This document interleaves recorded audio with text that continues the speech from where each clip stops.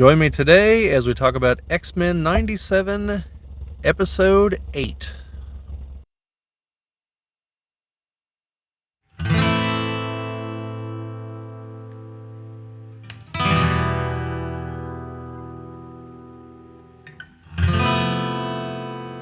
This is the Geek Cabal channel. My name is Bobby, and today we're going to be talking about Episode 8 of X-Men 97. This is the first of a three-part season finale, and non-spoiler stuff, well, non-super spoiler stuff here. The episode is pretty good. We have a few cameos that I'll explain in the spoiler section, because they are non-X-Men characters. And since we know from last episode that Bastion is the villain, we get to see a little bit about his plan, how it ultimately unfolds into the future, his origins, which are different from the comic book, and a few other things. Get a little bit of insight from Cable about the future. A lot of fighting the Prime Sentinels. That's a lot of what the episode is about. I can't say a whole lot without really going into spoilers, so I'll just say that the episode is really good. Definitely still chugging along. I would be very surprised if Disney dropped the ball somehow in the last two episodes. So I don't think that's going to happen. We do have a reference to the fact that the destruction of Genosha is probably a canon event. I think Beast had a different name for it, but he did mention the Mystics at Camartage, which is where Doctor Strange went to be trained in the mystic arts. So we are getting some other links to, the broader multiversal aspect of the MCU. So so that's definitely a thing. And let's see, on the non-spoiler front, I can say that we do get to see Jubilee finally ditches the 90s outfit for something resembling her more current outfit. Sunspot finally starts using his powers. Sunspot's mom is a complete flake, and he should definitely not listen to and or trust her ever again. Then the Prime Sentinels are everywhere, just like they were in the comics. We do finally get to see, we finally get the answer to the question of, are they still bound by the old rules of the old cartoon, where Wolverine got to threaten a lot of people, but the only people he could stab were people that he basically couldn't hurt. And we see him go to town on the Prime Sentinels. So now they do kind of reassemble, but still, technically they are people. So yeah, get to see him finally unleash was nice. Get to see Nightcrawler in action, wielding his swords, including the third one in his prehensile tail. That was nice. Get to see the Summers family together in action, and Jean is still stuck with the fact she also has all of Madeline's memories, so she remembers carrying Cable as a baby even though she physically didn't. Things like that, and she's trying to get through that. Cable's pretty much we ain't got time for a reunion, we got Sentinels to kill in most of this. Cyclops feeling a little bad that he sent his son to the future, and turns out he sent him to a crappy future. Well, it's not a spoiler that Professor X is on his way back, but he finally arrives at the very end of the episode. And as I said in the previous videos, my prediction of Bastion was going to be using the fact that, I said whoever the villain was at the time, because I said this 3 episodes ago. But the last episode solidified, and this episode definitely advances the idea that Bastion is going to be using the fact Professor X is not dead to further his anti-mutant cause. And he goes one farther. Doesn't just reveal that he's not dead, he reveals that he's out becoming the emperor of the Shi'ar Empire. He plays the broadcast. So That's to help stir anti-mutant hysteria. And yeah, so that's most of what I can say before I go into spoilers. Otherwise, again, if you haven't seen the episode and you've been following along, definitely watch it. If you don't want to be spoiled, this is probably the point you need to tune out. Just go with my recommendation and watch the episode. But yeah, so here we go into spoiler territory. So first thing are the cameos. We have a cameo from Doctor Doom and Baron Zemo, who both seem to be on Bastion's side with this whole Operation Zero Tolerance thing. There's a third individual that pops up in like the big kind of meeting, but you don't see who she is, and I'm not sure who she is. I'm sure someone out there that has one of those videos that's like, oh, the 84 Easter eggs you missed in the episode, can probably tell you who she is. I can't. The Silver Samurai is in one bit. So is Omega Red. And let's see. We find out that Valerie Cooper is still alive. And is apparently like kind of part of this whole deal, but did not know about the attack that was coming to Genosha. So that was legitimate. Like oh my god, I'm going to be killed by these giant robots on her face there. But she is with Bastion, and it sounds like she was sold a bill of goods. She is not a Prime Sentinel as near as I can tell. At least she doesn't activate, so I assume she's not. And Bastion has Magneto. We see a few times the reminder that he was in the concentration camps. We see the tattoo on his wrist. And that seems to reinforce Valerie Cooper's comments at the very end of the episode where she releases Magneto. And so Bastion comes back and is like, oh, what the hell did you do? And, she has a big speech where she's like, yeah, I learned some things on Genosha. Like the fact that, the attack was devastating and everything, but the real thing I learned was that no one was surprised. And she goes into this big spiel about how it always comes to this. And she's obviously referencing things like the Holocaust. And at the end, she's like, but the thing I learned the most was Magneto was right. Like, he understood humanity better than Xavier ever will. And as she's saying this, Magneto, like I said, she helped him escape. And he goes up to the North Pole. And it's basically like, all right, I'm done dicking around. And as near as I can tell, what he's supposed to be doing is he begins bathing the Earth in an electromagnetic pulse and starts shutting everything down, which includes the Prime Sentinels. Which, that surprised Bastion, so I'm guessing that wasn't part of his plan. And so from this point forward, they're charting unknown territory, because that means that, like, the future has potentially been altered now. So we'll see how that plays out. And so that also plays into the scene with Omega Red, is that he's being contained somewhere, and the power grid goes down, and he starts, reactivating. So, yeah, so she had that realization, too little, too late. Then the other big spoiler is we found out Bastion's backstory. And now in the comics, I think I mentioned this in a previous video, but in the comics, he was a Nimrod Sentinel from the future. I think the Days of Future Past storyline, but I'm not sure. And at some point in the past, he merged with Master Mold. And now, I haven't read the issues myself, this is all synopsis, but I believe it was Master Mold downloaded his mind into Nimrod's body, with Nimrod's mind also in there somehow. Because I think Nimrod had actually somewhat mellowed out.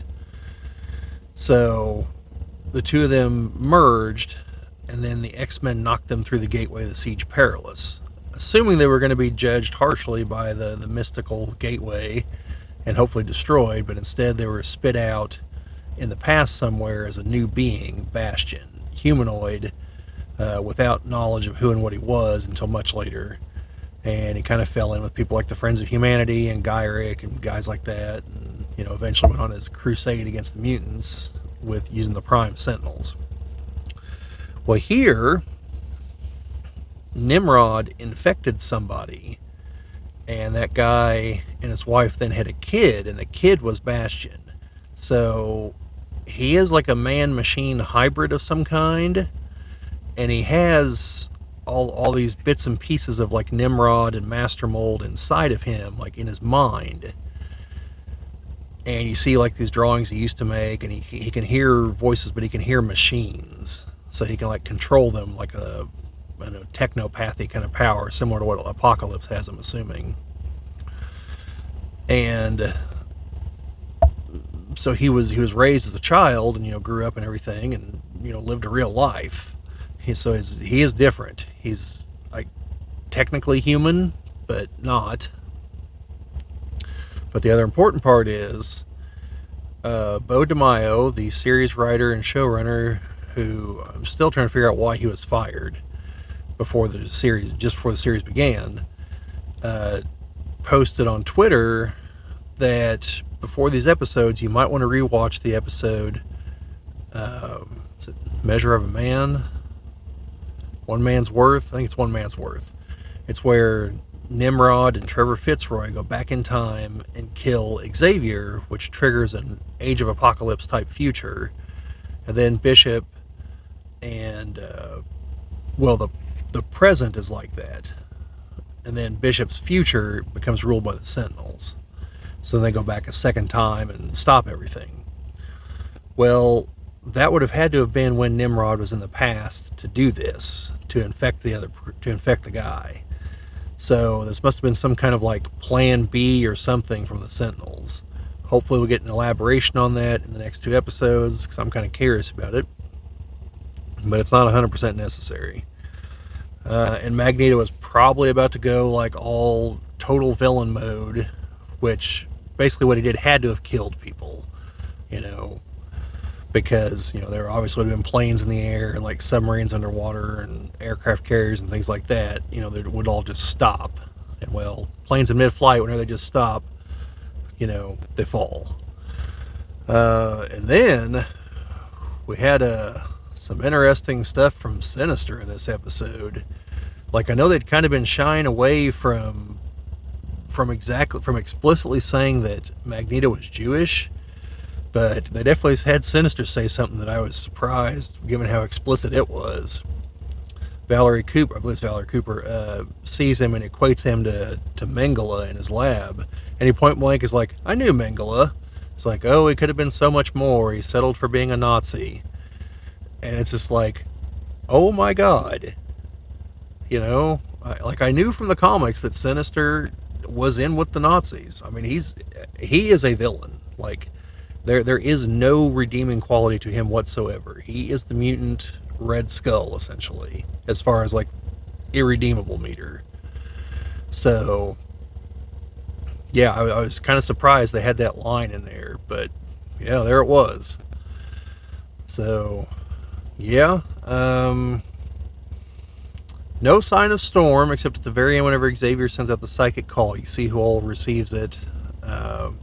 Jubilee and Sunspot end up arrested because they're being chased by Prime Sentinels, and they go to this party that his mom is holding for the victims of the Genosha incident.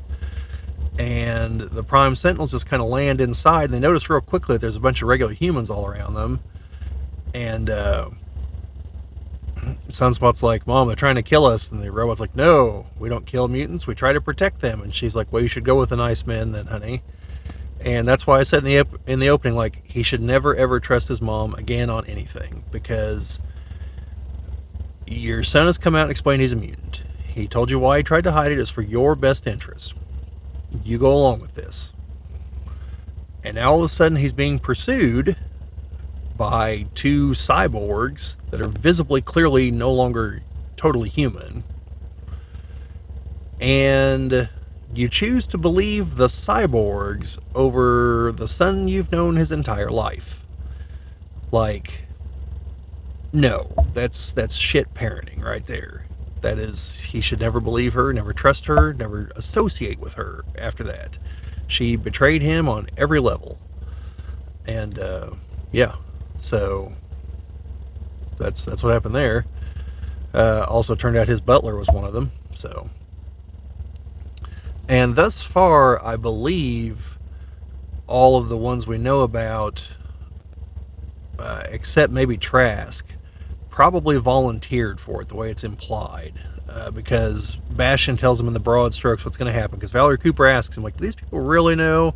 He's like, well, I leave out a few technical details, but in the broad strokes, they know. And so they are they have a form of the technovirus, essentially, is what has transformed them into what they are. And this is cartoon continuity. It's different in the comics. So they have a form of the technovirus, and hundreds of years in the future, they have won. And they have captured a bunch of mutants, and they force mutants to use their powers to help build their utopia. So, when our Cable spells it out, he's like, well, no, actually they win, and, it's a utopia, but it's powered by mutant slave labor. So, yeah, there's that. So that's not good. And Valerie Cooper asks Bastion at one point as far as genocide on Genosha, and he's like, well, that's not genocide. And I don't remember exactly the way he phrased it after that. He said that's population control, number control, something. But basically what he explained was 100 years from then, mutants would outnumber humans, something like 10 to 1. And a couple hundred years from now, humans would be extinct. So, as part of his purpose there was cut down on the number of mutants now, because mutants will predominantly have mutant children. Graydon Creed being an exception, one of the ironic exceptions, because he's like the leader of the Friends of Humanity, but his mom is Mystique and his dad is Sabretooth. So, but yeah, we get a little bit of talk from Kurt about his mom, Mystique, and how she's, terrible. And yeah, it's like I said, it's a good episode. A lot happens, a lot of plot stuff happening in this one. Finding some things out. I expect there to be more action and less talking in the next one, although someone's got to bring Xavier up to speed. And then it's going to be probably a three-way battle between Xavier and the X-Men, the Sentinels, and Magneto, because Magneto's probably finally gone off the deep end at all this. So, which that actually could be Bastion's plan. He probably just didn't expect it to go this route. We'll see. And if they kind of reverse engineer from Operation Zero Tolerance, I suppose they could lay the groundwork for Onslaught here. Because if Magneto really goes crazy, Xavier might feel he has no choice but to do what he did at the end of the Fatal Attraction storyline, which is where Magneto had Asteroid M. No, that was Avalon. And I believe his second asteroid base. So Avalon, his underlings, namely Fabian Cortez, were doing a lot of saber rattling that he didn't necessarily approve of. And then the Earth governments, Xavier's like, hey, give me one chance, don't nuke them yet. So Xavier and the X-Men go up there, and Wolverine, seeming to forget that he is coated in metal, decides it's a good idea to try to go mano a mano with Magneto and end him for good. And well, a guy with metal bones versus a guy that controls metal. The fight ends the way it should have ended, with Wolverine not just defeated, but Magneto basically like, I am tired of your crap, and uses his powers to liquefy the adamantium and tear it out through his skin. Which, if Jean wouldn't have been there like to hold him together long enough telekinetically for his healing factor to eventually catch up, that would have been enough bodily damage to kill him. Because it was just so much all at once. So Xavier's like, alright, Magnus, I'm done with your crap, and mind wiped him. And in so doing, turned Magneto into a vegetable, but also like that seed of evil and hatred that's within Magneto crossed over into Xavier. And then years later, that merged with all the background evil that's in Xavier, the frustrations and the anger of his dreams not being realized, the not being able to help all these mutants who die on his watch, all these things, coupled with like one of the final blows of once the Age of Apocalypse was over, he was able to read Bishop's mind and see what happened there and see that mutants ruling things is just as catastrophic as human supremacists ruling things. So maybe there is no answer. All that finally boiled over and created Onslaught, who was a hybrid of the two, had both their powers, and was basically like a beyond Omega level threat. So, yeah, that could be where they try to go with all this. I wouldn't suspect it to be this season. Maybe it ends with mind-wiping Magneto, and that'll be the build-up to the end of the next season. That'd be my guess if they were going to go that route. We'll see. Bookmark this video like a year and a half from now, or however long it takes this season 2 to come out. Let's see what happens. But that's just speculation on my part. So let's see where the last 2 episodes go. And yeah, stay tuned. So let me know what you guys think down there in the comments. Are you watching the show? Do you like the episodes so far? Dislike them? Has there been some massive continuity error I've totally overlooked? What have you. Just let me know down in the comments. Like, share, subscribe to YouTube, all that fun stuff. And remember, welcome to the X-Men. Hope you survive the experience.